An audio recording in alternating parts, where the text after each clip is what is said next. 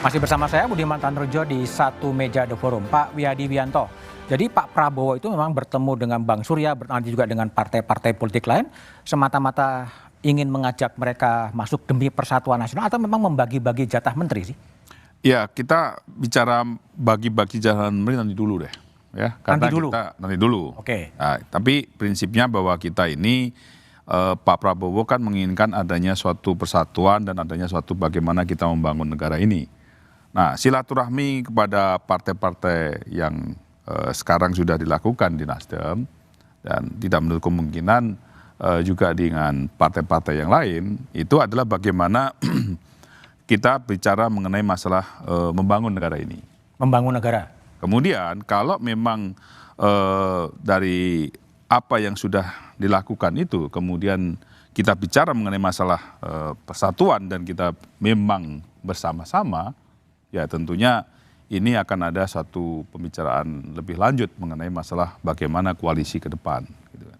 Nah ini saya kira teman-teman koalisi yang hadir di sini pun juga sudah memberikan suatu sinyal hijau mengenai masalah bagaimana koalisi ke depan itu. Dan saya kira memang intinya kan Pak Prabowo menginginkan adanya bahwa kita ini membangun bangsa tidak bisa sendirian.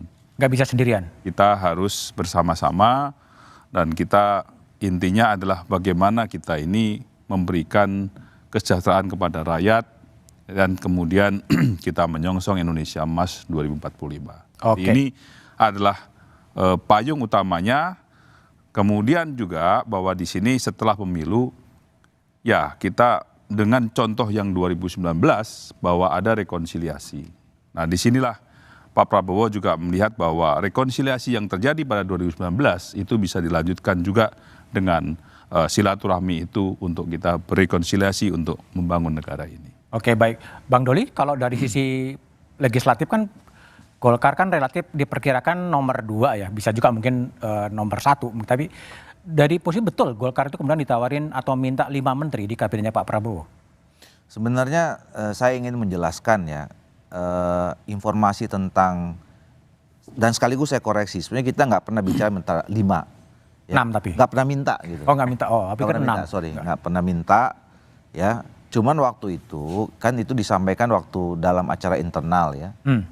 Pak Erlangga sebagai ketua umum dengan ketua-ketua DPD provinsi yang waktu itu kita menambah semangat bahwa Golkar sudah achieve sampai seperti yang sekarang, ikut mengantarkan pada pemilu presiden kita menang dan kemudian Golkar menambah suara cukup signifikan ya, sekarang sampai 23 juta. Nah oleh karena itu wajar saja kalau kemudian untuk menyemangati kawan-kawan ya kita diberi tempat yang cukup layak lah di dalam pemerintahan ini, kira-kira begitu. Berharap diberi tempat cukup layak tuh artinya kursi menteri ya? Ya iyalah, di pemerintahan kita ikut terlibat, ya kan? 5 kurang? Kita nggak minta. Nggak minta tapi berharap. Ya. Nah tapi begini, kalau soal nanti saya juga udah sampaikan beberapa kali, saya kira memang sekarang belum waktunya kita bicara tentang soal komposisi, berapa, di mana dan segala macam. Karena toh juga tadi sudah disampaikan semua, ini kan belum sampai tahap yang final. Ya. Tadi bicara soal kursi aja kita belum tahu berapa. Sekarang kan 20 Maret kemarin itu kan baru diumumkan perolehan suara ya, dan belum dikonversi menjadi kursi. Ini yang kita tunggu nanti, dan saya kira tadi nanti akan menunggu hasil putusan Mahkamah Konstitusi final sekitar bulan April atau awal Mei nanti. Jadi jadi ini saya kira komunikasi ini ya belum lagi bicara, belum masuk pada tahap pembicaraan soal bagi-bagi kursi ya. Jadi kalaupun ada satu hal sekiranya yang positif kemarin pada saat pertemuan Pak Prabowo dengan Pak Surya itu ada soal pendidikan politik ya.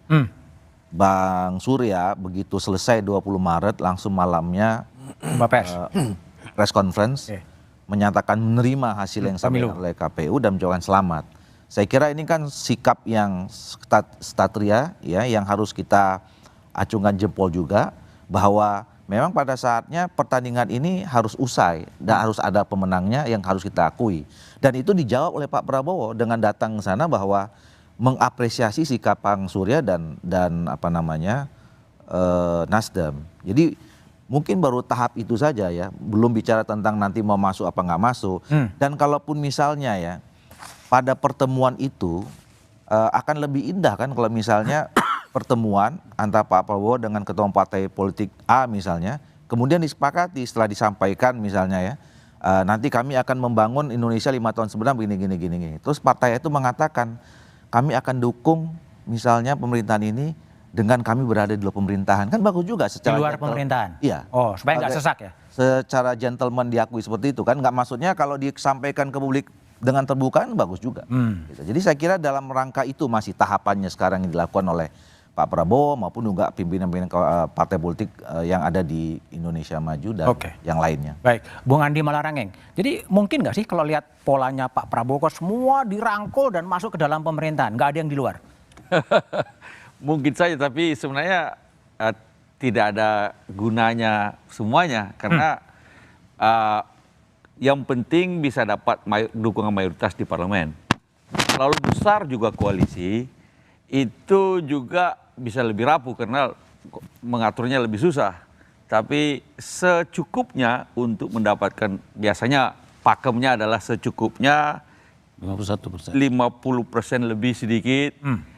Jangan juga terlalu mepet, jangan juga terlalu besar, kira-kira semacam itu. Sehingga pemerintahan bisa berjalan dengan baik. Toh perlu juga kita perlu juga ada yang oposisi. Kalau Demokrat jelas bersama pemerintahan Pak Prabowo. Nah, tinggal yang mana yang masuk di dalam pemerintahan, yang mana yang tetap berada di oposisi. Mungkin tadi PDIP sudah mengatakan berada di oposisi, di luar pemerintahan. Itu bagus juga, kita hormati, kita hargai. Yang lain bagaimana kita belum tahu, masih katanya masih 50-50. Kira-kira semacam itu. Di negara-negara lain juga jarang sekali. Ada sekali-sekali tapi jarang sekali. Kalau biasanya dalam sebuah kabinet rekonsiliasi ketika ada konflik yang besar sekali lalu kemudian terjadi rekonsiliasi, ada beberapa negara kemudian yang membuat semuanya masuk dalam pemerintahan. Tetapi dalam situasi normal biasanya tidak seperti itu. Oke, baik Pak Edi. Jadi kalau lihat komposisi kursi kan 48% lah sekarang ya. Berarti memang akan ada yang diundang masuk lagi gitu. Kalau bagi PAN kalau masuk lagi kan kursi menjadi sesak. Tapi kan nggak apa-apa sebetulnya kan?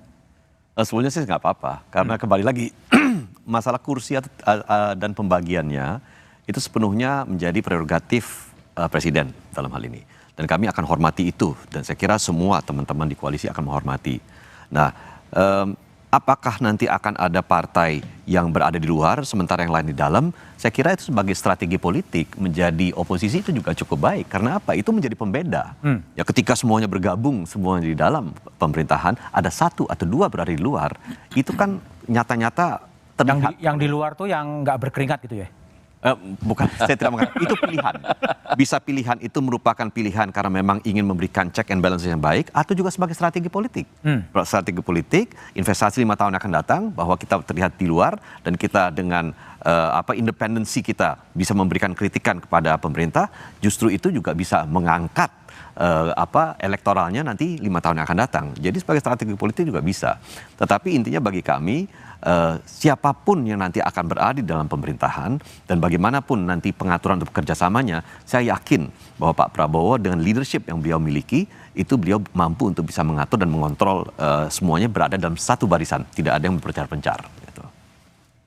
Oke, kembali lagi ke Bung Hermawi ini, kalau udah ditemuin, udah di Pak Prabowo juga terbuka mengatakan mengajak koalisi, gabung ke sana. Ya, jadi seperti yang kita tegaskan.